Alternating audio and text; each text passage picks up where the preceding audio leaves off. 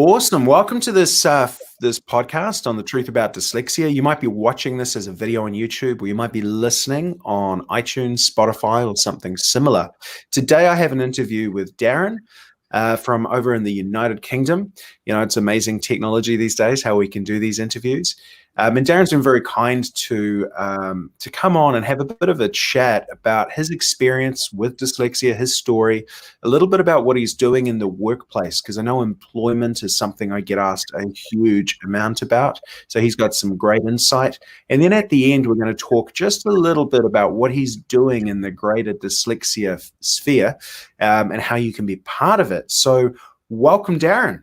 Thank you so much for having me. I'm a massive fan of all of your work, so it's a great honor to be on your show. Thank you for your time. Oh, thank you. And like when you shared that video of ours, I loved the response it got. Yeah. It was great. I was amazed, to be honest.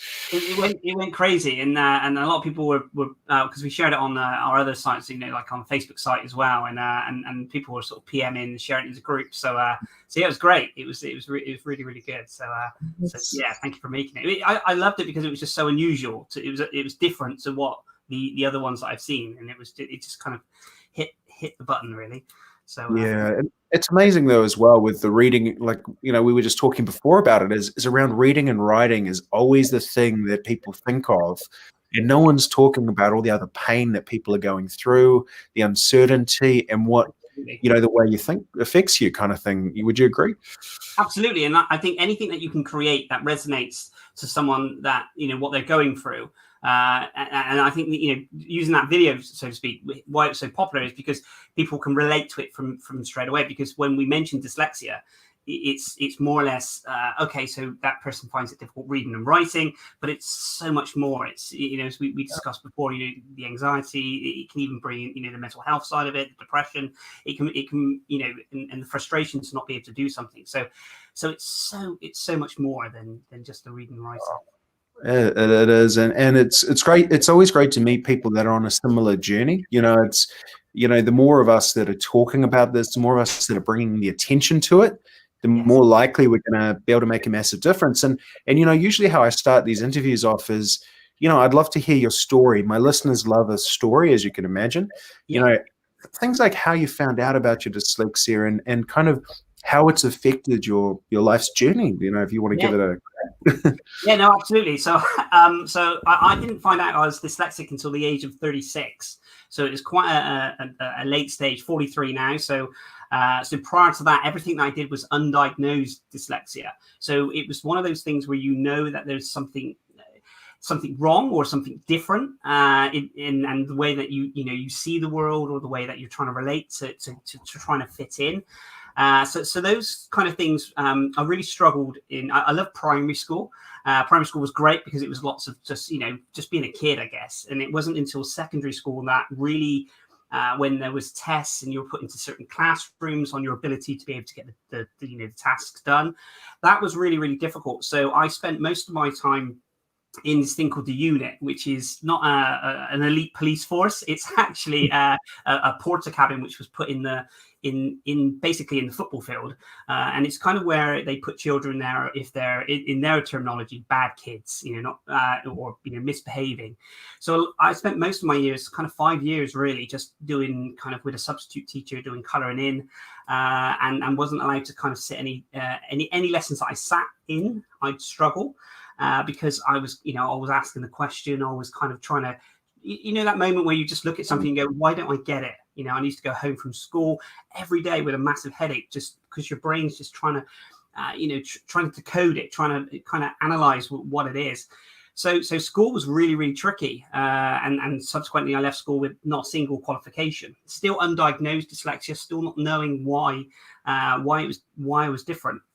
And it wasn't, but that kind of, that entrepreneurial or that kind of that fight in you to think to yourself, well, actually, yes, you left school with no qualifications, but there's got to be something. And I don't know if most dyslexic are always searching for something or trying to find, we discussed prior to this, how we try and see a task and we find a different way around it to try and, to still get the task completed, but just, still try and, a different way. And so I left school and I think I applied for like 16, 17 jobs after school.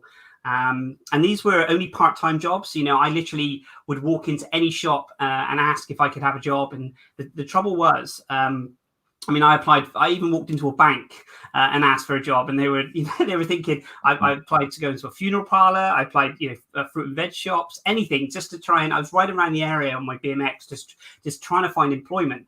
And filling in the application form was always very difficult for me because of my reading. Writing was really, really bad at that stage. So my mum used to help me fill in the application forms. This was back then, prior to the internet. So we had to fill in the forms. And we would, I always remember the application forms that we were putting in, there was a box at the top right-hand side of it. And it was where you would put your qualifications. So you would say, humanities or English or science, you'd put B, C, or D, whatever the grade you got. And I would always leave that box blank because there was no grades to put in there. And it wasn't until I was applying for Sainsbury's, a food outlet, and I remember walking in with this application form that my mum had helped me fill in. And as I went in, I looked at that top box, and it was kind of an epiphany or whatever it was. And I thought to myself, that's the box that's stopping me from getting a job interview, because everyone was denying me to have an interview. So I sat on the curb on the pavement, and I thought to myself, well, what grades would I have got if I had taken the exams? And I'm not condoning that we lie. It's creativity. So I sat there with a pen and kind of scrawled in, science. I didn't want to give myself great grades, so I did the C's and D's.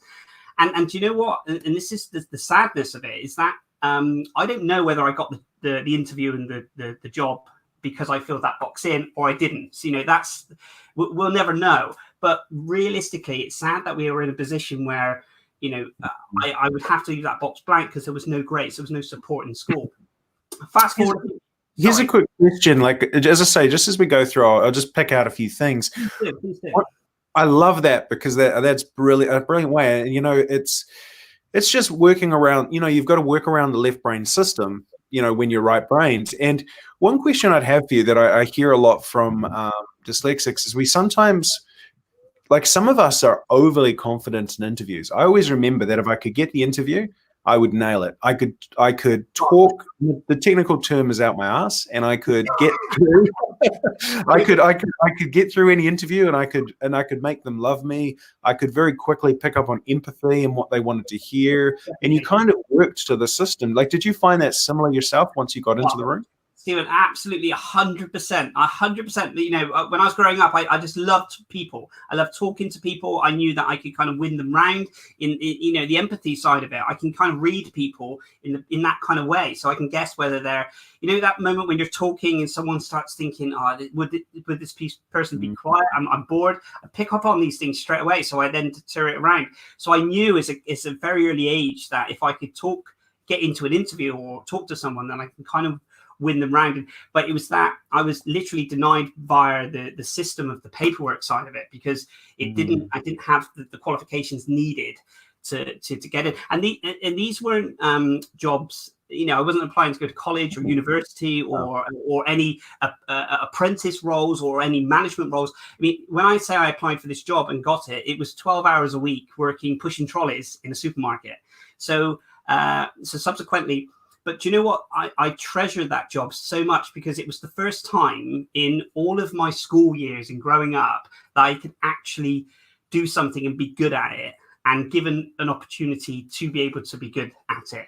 So I was kind of like the best trolley boy ever, because I just got a real buzz, because it was, I don't know, school was difficult because there were so many barriers that you weren't allowed to do this, you couldn't do this. And when you were given something, you couldn't do anyway. So your confidence was just, more or less zero. So fast forward that, I had a real love for retail, and I had numerous different jobs. Worked as a car salesman. I even worked in a factory, sticking stickers on a box on a book and then packing them in a box. Any job you can kind of think of, I would do. But my love for retail really pushed me. So I kind of managed to get up to quite a senior position within one of the main retailers, like a regional manager. But that was with all undiagnosed dyslexia. So I say, the journey was, I got to there, but there was so many situations where sleepless nights and if I had to do a presentation in the morning, I would do 5 or 6 preparations prior to that, just in case they asked for a certain one, so I wouldn't have to walk up and do the presentation in front of them, as in, writing on the board or anything else like that. These things that I experience, especially in a management role, especially when you're being paid a very high salary, you're looking after many stores, many members of staff as well. I just felt completely and utterly burnt out. I mean, they say your brain frazzles. It actually felt like it was just burning, because I was just literally just trying to work at the speed and the pace that I was working at. So come to my diagnosis. It wasn't until I actually left my high-paid profile job. And this is the thing, titles for me, I'm not too fussed with titles. I don't mind if I'm pushing trolleys, cleaning toilets, or I'm a regional manager, or I'm doing this and this. For me, it's about learning in the journey. So I thought to myself, if I'd gone from trolley collector 12 hours a week all the way up to regional manager, then I could theoretically do something for myself. So I left my job and literally started a cleaning round. Now, I say it's a cleaning round, but more or less I thought it was like a cleaning business. And I thought after year 1, I'd have thousands of staff and this is this. But when you're 3.5 years in and you're still cleaning 7 days a week yourself personally, right. It was a tough slog. But we grew, myself and my partner, we grew several cleaning businesses. We grew it to kind of the home business, 1,000 cleans a week. The commercial business, we grew it to, so we've hired hundreds and hundreds of staff over the years. So that element of it. But going back to the dyslexia diagnosis, everyone has this moment of when they understand that they are dyslexic, or how they go about it. And I'm not saying that everyone needs a diagnosis. That's because some people get worried about, I don't want to be labeled, especially with children. They say, I don't want my child labeled as a dyslexic, because then that might not stop them from wanting to achieve something.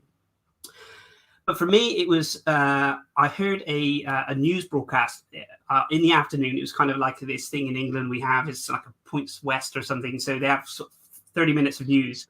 And there was a lady on there, and she was talking about her floristry business. And it was where I was kind of working. I started my business at this point. I was kind of 1 year in my business. And I heard this interview in the background.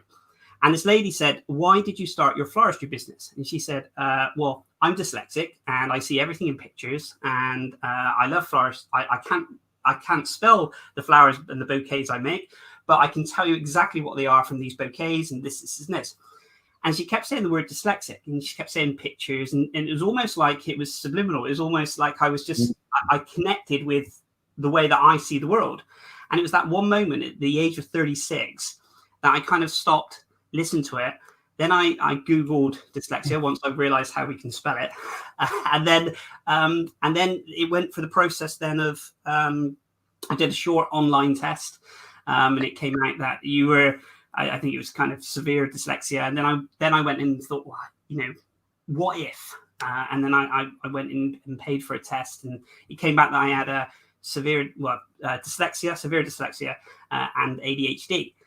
Yeah, seems to be very common, those two together. It is. And then you got dyspraxia, dyscalculia, and all these other kind of SPLDs. But that moment, I've got friends that and people that I've connected with when they say, "Well, I had my diagnosis that I was dyslexic, and it ruined me. I slept for weeks. I didn't want to do this and this." For me, I don't know what it was. It was like a click. I just went, I get it. And then then I realized that I was so hard on myself for some of the promotions that I didn't get, or some of the stuff that I didn't do. And it kind of, I suppose it kind of helped me understand me as a person. It didn't cure anything. It didn't say, now you've found out you've got dyslexia, everything's fine, because it wasn't, in the sense of, you still struggle with the day-to-day things. But then we went on I then started thinking, okay, so if it's affected me and I've been undiagnosed, how do we then help other people? How do we make people more recognized? Because, we're talking, many years ago that, dyslexia now is, we've got organizations where, we're spreading the awareness of it a lot more now, but it's still unheard of in some places. You know, you take this, the school system in our in the UK. I think it's statistically 53% of headmasters in secondary educational schools in England don't actually believe dyslexia exists. Now, oh, you're joking. That's crazy.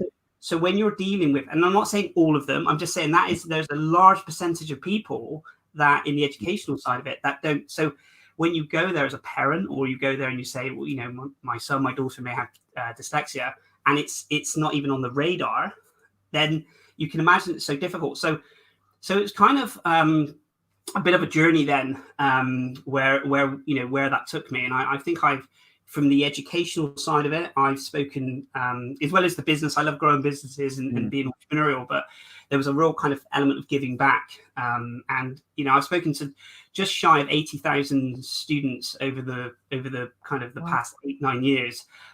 These kind of been, even this is the thing, I have a real love for education, even though I didn't have the education. I understand it. I appreciate it. And I think it's definitely something that, you know, every child deserves, you know, it should be given. So just shy of 80,000 students. That's been in secondary school, universities, colleges, youth projects. You know, it's kind of areas where education, if a child has dyslexia and they struggle, they're just kind of written off. So yeah, I've done, you know, mentorship as well.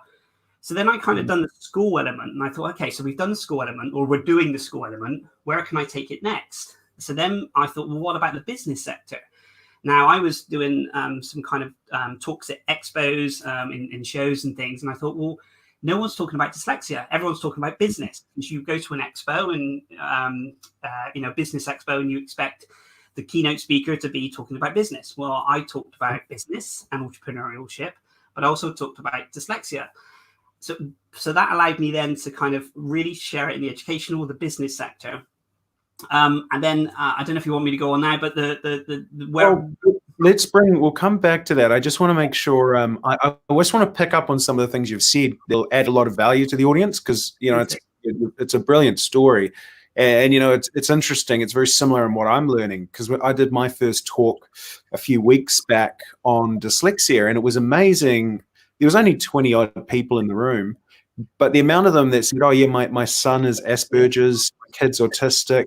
And, you know, once, you know, you would know this as well, once you've been in this industrial community long enough, you start to be very quick at picking up who potentially could have dyslexia. And it's amazing in the business community, the numbers. And, you know, the thing that, you know, I always talk about is Yale has come out and said quite clearly, they believe 20%